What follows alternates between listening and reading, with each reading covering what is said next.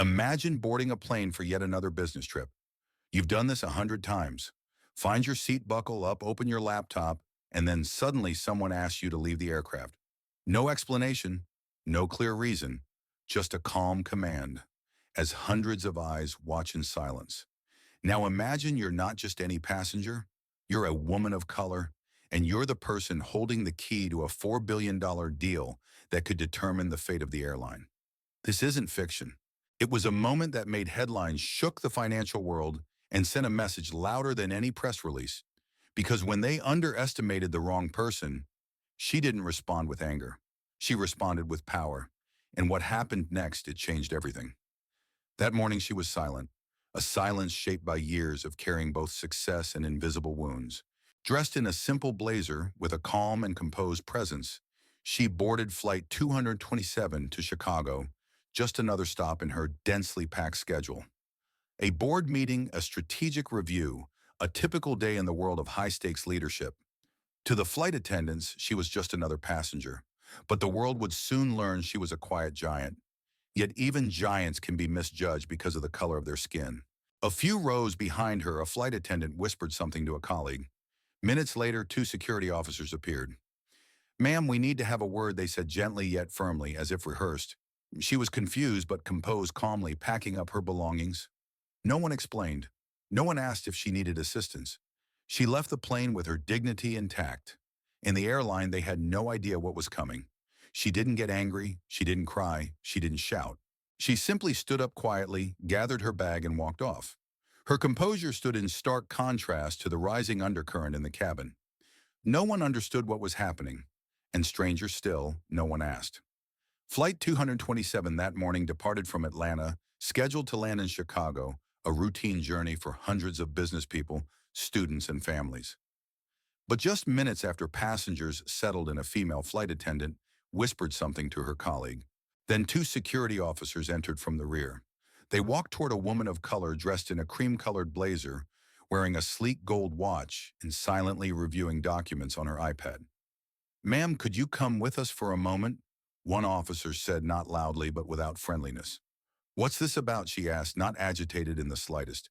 "We just need to speak with you outside. No explanation, no accusation." She was asked to leave the plane as though she had done something wrong, based on a vague suspicion. A passenger recorded the entire incident on their phone.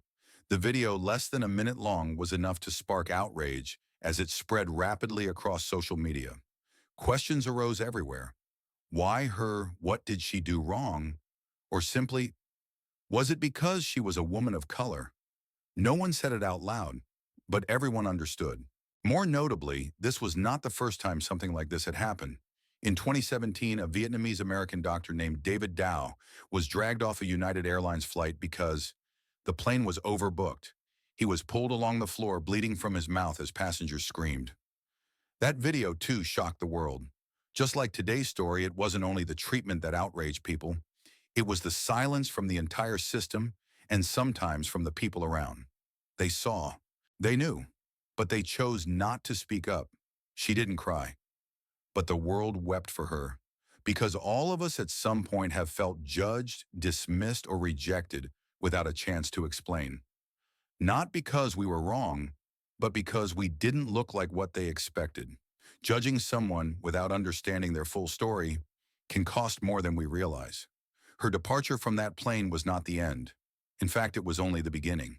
Because those who thought they could quietly remove her had no idea the woman they had dismissed was the one holding the financial fate of the entire airline in her hands. And now the question demands a closer look. Was it racial discrimination or just a standard security procedure? A plane, no matter how modern, is still a confined space where hundreds of strangers sit shoulder to shoulder for hours in the sky. In that space, the sense of safety reigns supreme. To maintain it, airlines have long lists of strict procedures, baggage screening, ID checks, even behavioral assessments when deemed necessary. But when do those procedures serve safety, and when do they become a cover for bias and judgment? In the case of the woman of color on that flight, not until the video went viral did anyone learn the real reason why she was asked to leave.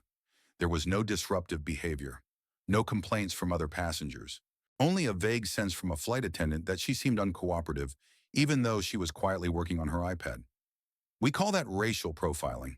That's when someone is perceived as a threat not because of their actions, but because of their skin color, clothing, accent, or background. A study by the ACLU American Civil Liberties Union shows passengers of color, especially women, are 2 to 3 times more likely to be rescreened, questioned, or asked to deplane without clear justification compared to white passengers. In another case, American rapper Talib Kweli was stopped simply for wearing a hoodie and talking on the phone for too long. No one made a scene, but the looks and attitude said it all. He was perceived as a potential threat because he looked like someone who might cause trouble.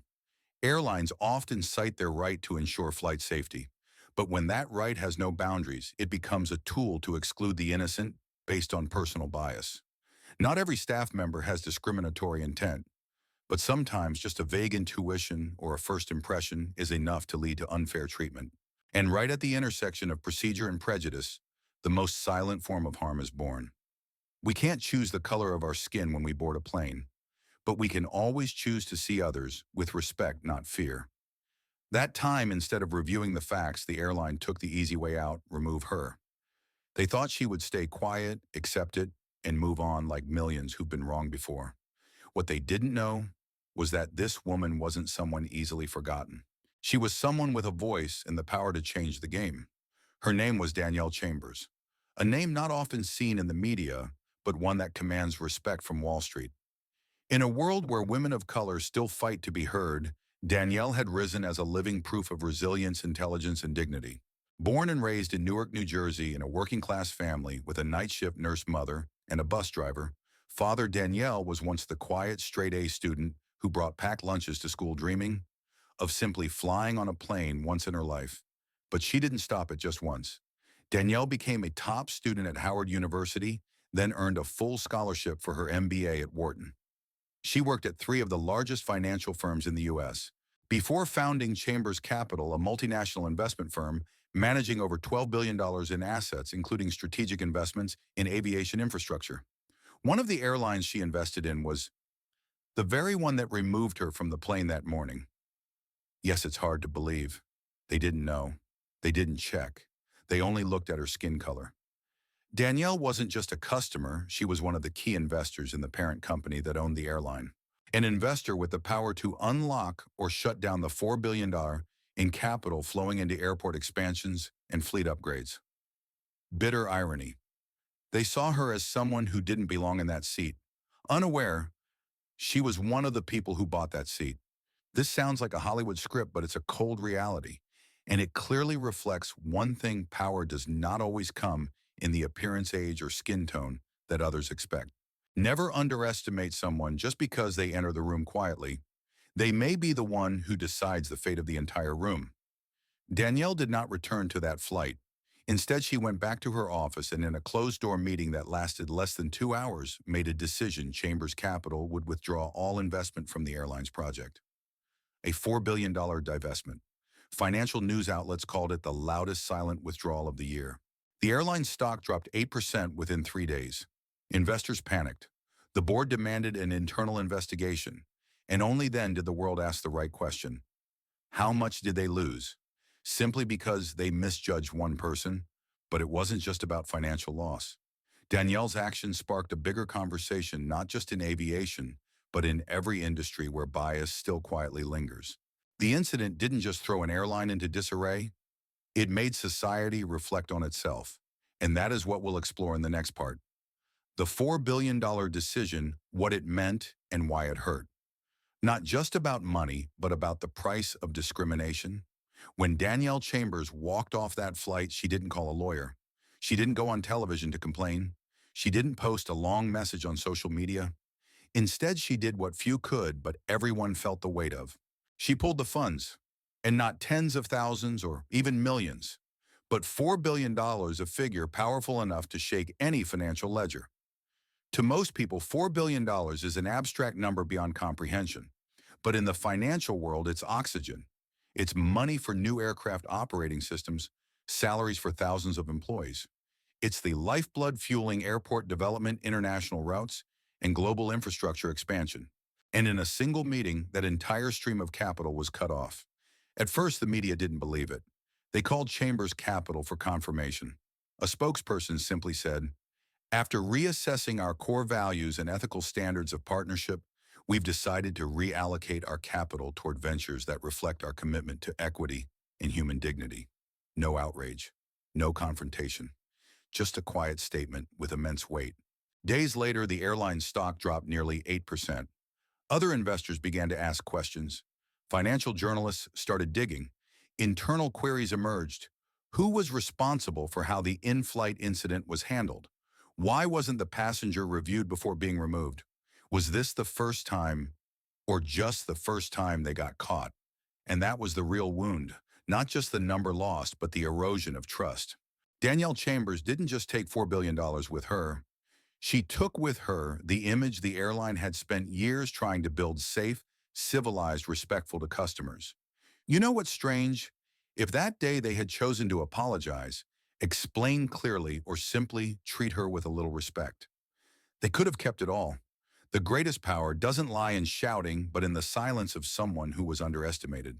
In a follow-up article, Harvard Business Review called Danielle's Decision Social Accountability by Capital, that is using financial power to hold institutions socially accountable. Her action became a wake-up jolt in the corporate world. That discrimination, even wordless, comes with a cost. And that's why what Danielle did wasn't revenge. It was a game changer. She didn't just pull funding.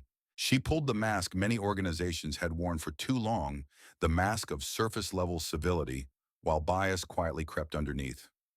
And the American people, they saw themselves in her story, those who've been overlooked, ignored, underestimated simply because they didn't look like someone who deserves respect. And so the story no longer belonged only to Danielle. It became a symbol. Perhaps what made Danielle Chambers' story so powerful wasn't just the $4 billion figure or the fact that she was a powerful woman of color. It was that she represented something millions have felt but never voiced: the helplessness of being treated like you don't belong. When the video was shared millions of times, most viewers didn't care about her job title, her wealth, or her resume. They simply saw a woman being humiliated in silence. They saw themselves in her resolute eyes, in the calm she held in a crowded cabin, in the way she left the plane without looking back. Some have been stopped at airports just because their name sounded foreign. Some have been followed in stores because they didn't look like someone who could afford anything here. And some, like Danielle, have walked into rooms where every gaze said, "You're not welcome here." But the difference is, Danielle didn't stay silent forever. She didn't cause a scene, didn't fight back with words. She pushed back with her true value. And that value forced an entire system to reckon with itself. From victim, she became agent of change. Her story touched millions not because she retaliated, but because she refused to let the pain dictate her response. Sometimes you don't need to prove anything to anyone. You just need to live with dignity and let your actions speak for themselves. What's interesting is that after the incident, many began sharing similar stories of their own. Hashtags like Kishin While Black and Flying While Black and Age Respect Is Not Optional started to appear everywhere. People began to recall a black mother denied boarding because she was feeding her child with a bottle. A student asked to go through security 3 times despite clearing the checkpoint. A black businessman once asked, "Are you sure this is your ticket?" These stories, once dismissed, were now brought into the light, carried forward by the movement Danielle had ignited. That's why this story didn't just hit a nerve. It opened a floodgate of long-buried emotion. Danielle didn't just prove that someone overlooked could be the one making decisions. She reminded all of us of one simple truth: never let the world define your worth by first impressions. When a story like Danielle Chambers surfaces, many want to believe it's an anomaly, an unfortunate incident, a procedural hiccup, or at worst, just an occupational accident. But the truth is, what happened to her isn't the exception. It's the symptom of a system still riddled with bias. Airlines love to talk about safety standard procedure and optimizing customer experience, but in the quiet corridors of airports where decisions are made quickly and unchallenged, racial bias seeps into every gesture, every glance, every "please step off the plane." A 2021 study by the University of California found African American and Latinx passengers are nearly 300% more likely to be subjected to secondary security checks at airports, even without any signs of violation. Remember the case of Chinedu Valentine Okobi. In 2019, he was stopped by airport police for appearing nervous. It was later discovered he had been flagged simply for wearing a hoodie and walking through the business class area. No specific reason, no transparent process, just a sense of suspicion socially legitimized as part of security. And there was Tamika Cross, a black OBGYN, who was denied the chance to assist a fainting passenger on a flight because she didn't look like a doctor. She recounted, "I raised my hand, told them I was a doctor. They looked me up and down and said, 'We're looking for a real doctor.'" All these stories have one thing in common. The person being doubted did nothing wrong. They simply carried a skin tone unfamiliar with trust. In aviation, an industry where decisions must be made fast and under pressure, unconscious bias becomes an invisible but potent weapon. No one has to yell, "I'm racist." All it takes is doubting someone based on how they look, not what they do, and injustice has already taken root. Education and civility alone aren't enough. We must relearn how to see people not through skin color, but through their dignity and actions. After Danielle's incident, many airlines announced they would retrain their teams, develop inclusive policies, and so on.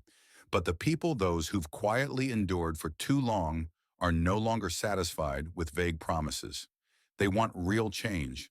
They want an airline industry where all passengers are treated equally before they speak, not only after they prove their worth.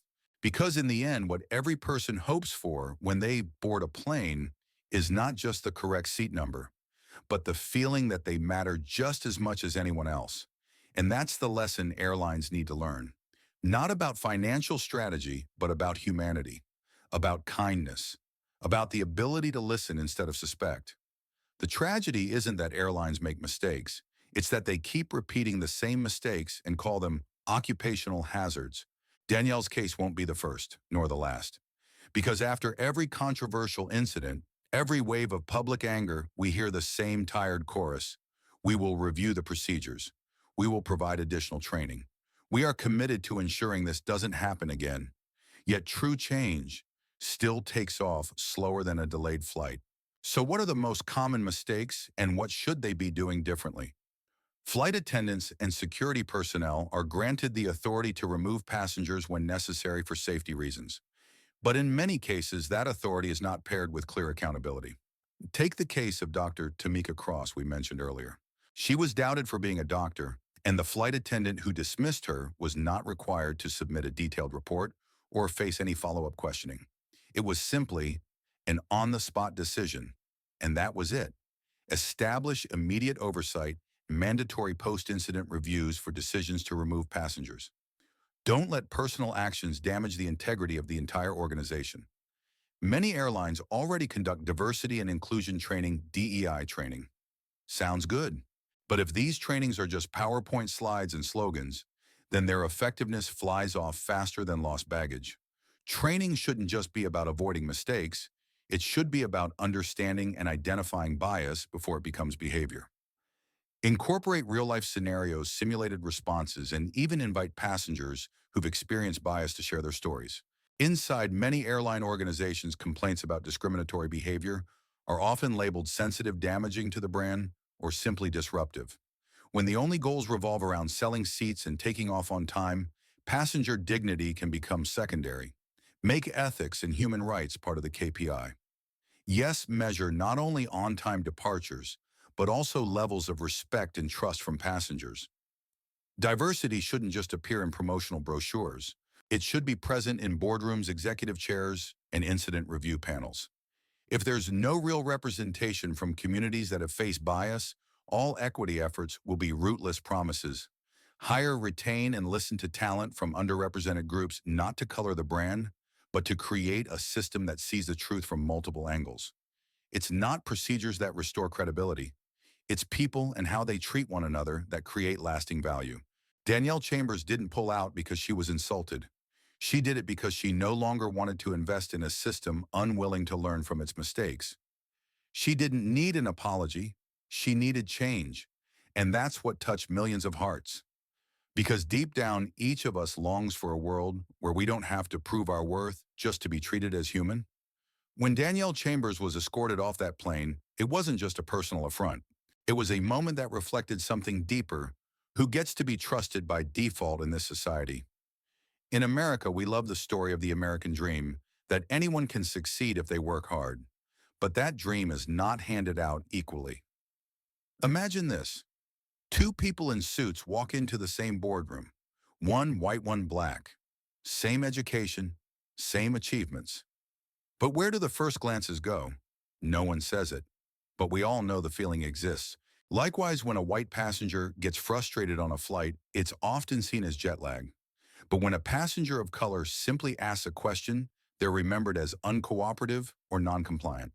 The issue lies in perception, something society has unconsciously built for centuries. And from perception comes privilege. And privilege always comes with power. Danielle wasn't removed because she was disruptive. She was removed because the system defaulted to the belief that she didn't belong. And when she withdrew her capital, it wasn't just a response, it was a message: I don't need to shout to claim my place. I build my own place, and I can take it away whenever I choose. Society cannot be fair if our first impressions are still guided by prejudice. And privilege is not inherently wrong if you use it to lift others up, not to keep them down. Many ask, aren't we being too sensitive? Maybe it was just a misunderstanding. But think about it: if the same behavior gets treated differently depending on skin color, it's no longer a misunderstanding. It's a pattern, a system, a structure. And Danielle's story made that visible quietly but unmistakably. Not with tears, not with rage, but with the firm decision of someone who had been underestimated, but never undervalued herself. Thanks to her story, we see a glimmer of hope, that when injustice is brought to light, it doesn't just provoke anger, it creates an opportunity to reflect. Danielle's story didn't just challenge the airline industry, it challenged each of us. Have I ever unconsciously believed a stereotype? Am I truly listening deeply, seeing clearly? Am I using my voice and position to make this world even just a little more fair? She didn't speak out, but a fellow passenger's phone spoke for her. Just 1 minute of video, no commentary, just the image of a woman of color being asked to leave a plane by security while surrounded by indifferent eyes. And then, that video spread everywhere, from Twitter to TikTok, from Reddit to YouTube. An injustice that might have faded in silence suddenly became a national focal point. We live in an era where social media is not just a place to connect. It's the public courtroom of the people, where anyone, regardless of status or fame, can speak up. And sometimes a phone raised at the right moment has more power than a courtroom speech. Think back to the George Floyd case. If there had been no video of those nearly 9 fateful minutes, would the world have awakened? Or the case where United Airlines dragged an Asian American doctor off a plane only after the video was shared millions of times, did the airline apologize? Social media doesn't create injustice, but it shines a light on what used to be buried under internal handling. In Danielle Chambers' case, that video didn't just give her a voice. It gave millions of others a sense of recognition. Soon after it went viral, countless users began sharing their own experiences. They didn't need to explain. They didn't need to prove anything. They just wrote, "I know that feeling." And with that, a community formed, not out of anger, but out of a yearning to be seen. Social media can be noisy, but when used right, it becomes an amplifier for voices once pushed to the margins. Of course, social media isn't always fair. It can make villains out of people with a few edited seconds. But in stories like Danielle's, social media preserved the truth when the system tried to bury it. And through social media, an act as silent as withdrawing investment, which normally stays behind boardroom doors, became a story the whole world followed. Not everyone has $4 billion to make a statement like Danielle. But thanks to social media, anyone can add their small voice to a growing chorus demanding justice. So maybe the most valuable thing social media gives us isn't visibility, but a chance to truly see one another. And when everything has come to light: the bias, the silence, the speaking out, the change, the final question still remains: what have we learned from all this? Not just about the airline or Danielle or social media, but about ourselves. That flight took off that day. No major incident, no outburst. Just an empty seat and an unspoken discomfort. But on the other side of the story, a woman stepped off that plane, not in shame, but with a quiet decision that changed the entire game. Danielle Chambers' story is not just about discrimination, not just about money, not just about social media or investment power.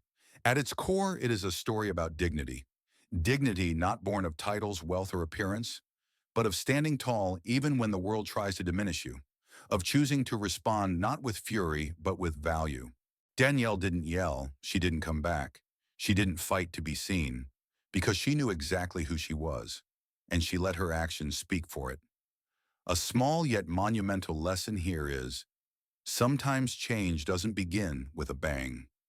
It begins with a quiet, steady step from someone who refuses to be defined by others' assumptions. Throughout this journey, we've seen a woman judged by her appearance, a financial decision that woke an entire industry, a wave of community voices rising together, a powerful mirror reflecting injustice in modern society, and perhaps the final lesson for every one of us, whether passenger attendant, executive, or viewer behind a screen, is this: never underestimate someone just because they walk into your life quietly, because sometimes they're the one who will change everything, including you. We live in an imperfect world where bias, mistakes, and invisible wounds still exist. But even in such a world, we have the power to choose how we treat one another, with respect, with kindness, and with the belief that change begins in the smallest of acts. So, if one day you see someone being pushed to the margins, don't stay silent. If you hold a bit of privilege, use it to lift others up. And if you are the one who has ever been underestimated, remember, you don't need others to validate your worth. You've always had it in your very existence. Danielle's story ends here, but the journey doesn't. She has lit a spark. Now it's your turn to write the next chapter through how you choose to live. Thank you for walking this path to the very end. Let's meet again in stories that make us look deeper, think broader, and live more kindly.